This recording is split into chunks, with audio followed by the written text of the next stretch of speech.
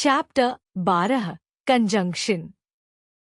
The part of speech that is used to join or link words, phrases, or clauses to each other is called conjunction. वह पद जो शब्दों, वाक्यांशों या उपवाक्यों को आपस में जोड़ने का कार्य करता है, उसे संयोजन, conjunction कहते हैं. They help to provide coherence in writing by connecting elements between or within sentences and from one paragraph to the next in order to communicate the ideas more effectively. यह लेखन में प्रवाह बनाए रखते हैं, वाक्यों और अनुच्छेदों के बीच संबंध स्थापित करके विचारों को अधिक प्रभावी ढंग से व्यक्त करने में मदद करते हैं. इस पैराग्राफ में बताया गया है कि कंजंक्शंस वाक्य के अलग अलग हिस्सों जैसे शब्द, वाक्यांश या उपवाक्य को जोड़ने का काम करते हैं. यह लेखन को बेहतर और विचारों को स्पष्ट रूप से प्रस्तुत करने में सहायक होते हैं. Examples. Many children like milk and cookies. कई बच्चों को दूध और कुकीज पसंद है. And यहाँ milk और cookies को जोड़ता है. The box was heavy so he could not lift it. डिब्बा भारी था, इसलिए वह उसे उठा नहीं सका. So, कारण और परिणाम को जोड़ने का कार्य करता है. He rang the bell but no one opened the door. उसने घंटी बजाई, लेकिन किसी ने दरवाजा नहीं खोला. But दो विपरीत विचारों को जोड़ता है. He worked hard yet did not pass the exams. उसने कड़ी मेहनत की, फिर भी वह परीक्षा में पास नहीं हुआ. Yet तार्किक रूप से एक विपरीत विचार को जोड़ता है. Kinds of conjunctions. Coordinating conjunctions. The conjunctions that join to equal parts of a sentence including clauses and phrases are called coordinating conjunctions. जो संयोजन वाक्य के दो समान भागों जैसे उपवाक्य या वाक्यांश को जोड़ते हैं, उन्हें समन्वयक संयोजन, coordinating conjunctions कहते हैं. A comma is used when a coordinating conjunction is used to join two independent clauses. जब दो स्वतंत्र उपवाक्यों को जोड़ने के लिए समन्वयक संयोजन का उपयोग किया जाता है, तो अल्पविराम, कॉमा का उपयोग किया जाता है. The most commonly used coordinating conjunctions are easily remembered by the mnemonic fanboys. सबसे सामान्य रूप से उपयोग किए जाने वाले समन्वयक संयोजन को फैनबॉयज द्वारा आसानी से याद किया जा सकता है.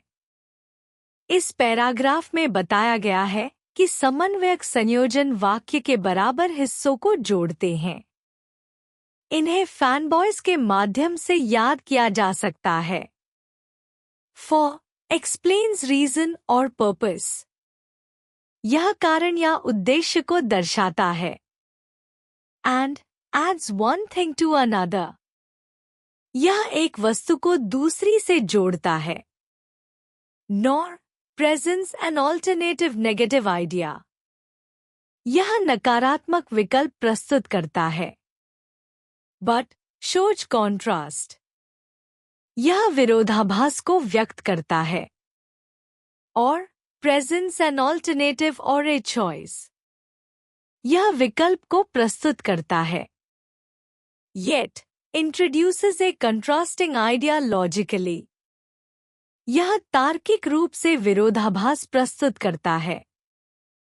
So, indicates effect, result और consequence.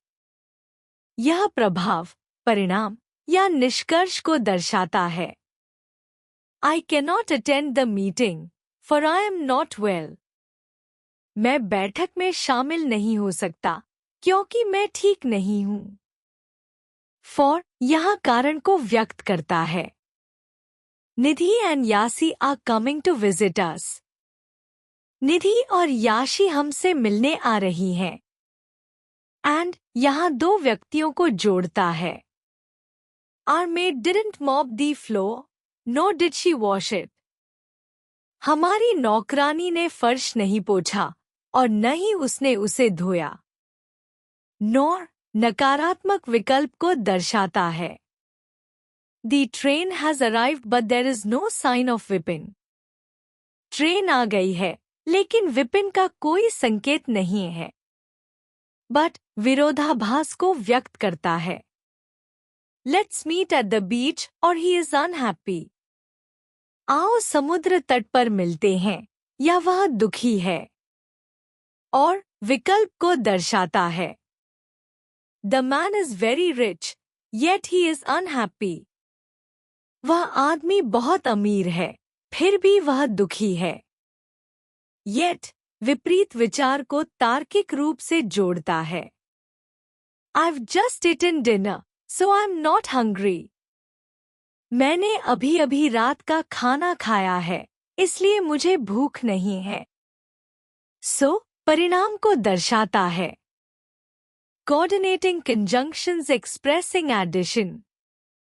Some conjunctions merely add one statement to another. It includes words like and, both, and, as well as, not only, but also, etc. कुछ संयोजन केवल एक कथन को दूसरे से जोड़ते हैं.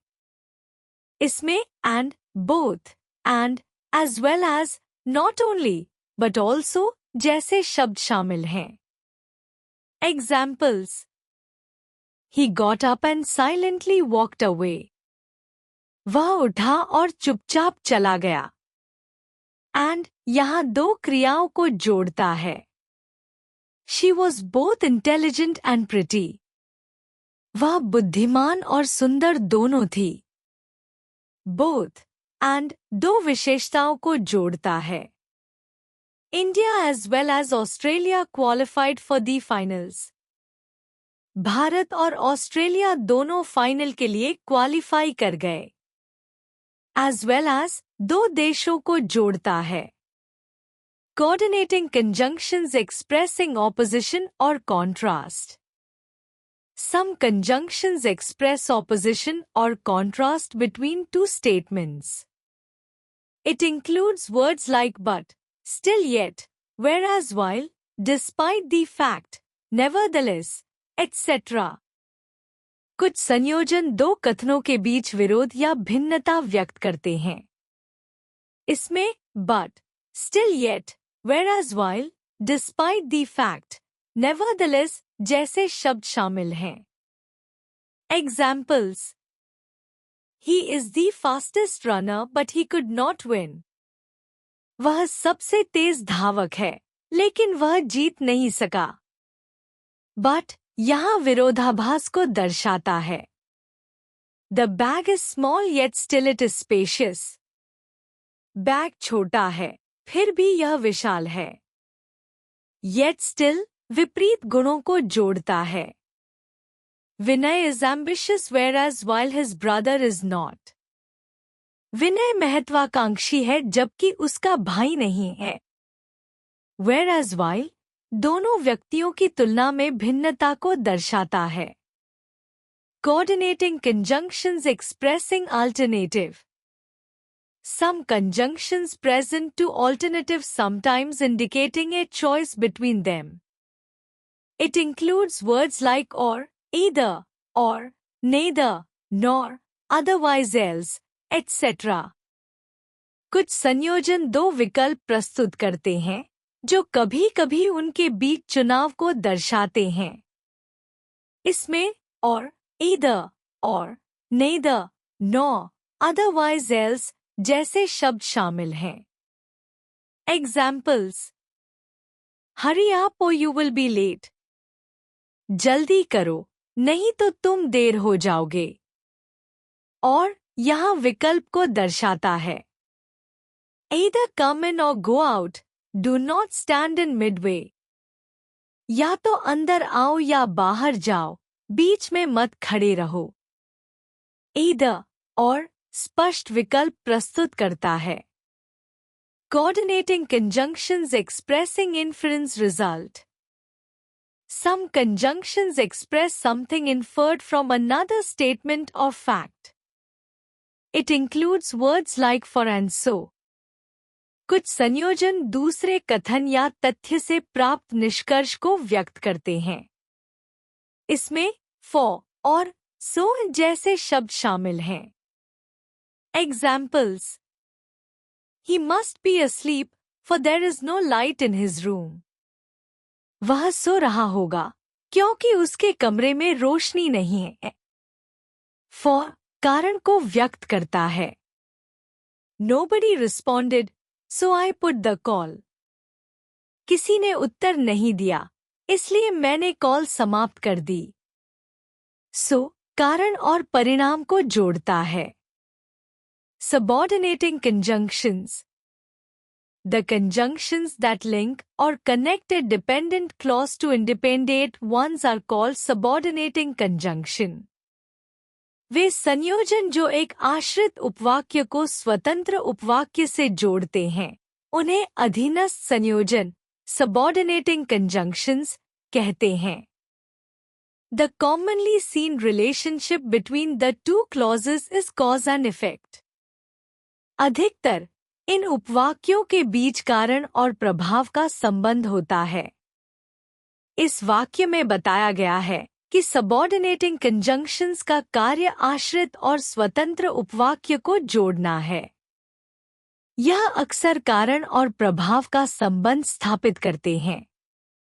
Examples: They went running, although it was very hot. वे दौड़ने गए, हालांकि बहुत गर्मी थी। इस वाक्य में although विपरीत परिस्थिति को जोड़ने का कार्य करता है। यहाँ दौड़ने का निर्णय गर्म मौसम के बावजूद लिया गया। Though he is fat, he runs fast. हालांकि वह मोटा है, फिर भी वह तेज दौड़ता है। दो यहाँ विपरीत गुणों को जोड़ने के लिए उपयोग किया गया है। We decided to go to the cinema hall because it was too cold to go to the beach. हमने सिनेमा हॉल जाने का फैसला किया क्योंकि समुद्र तट पर जाने के लिए बहुत ठंड थी। Because यहाँ कारण को व्यक्त करता है कि ठंड के कारण समुद्र तट का विकल्प छोड़ दिया गया। Sony lives in New York, while her brother lives in California.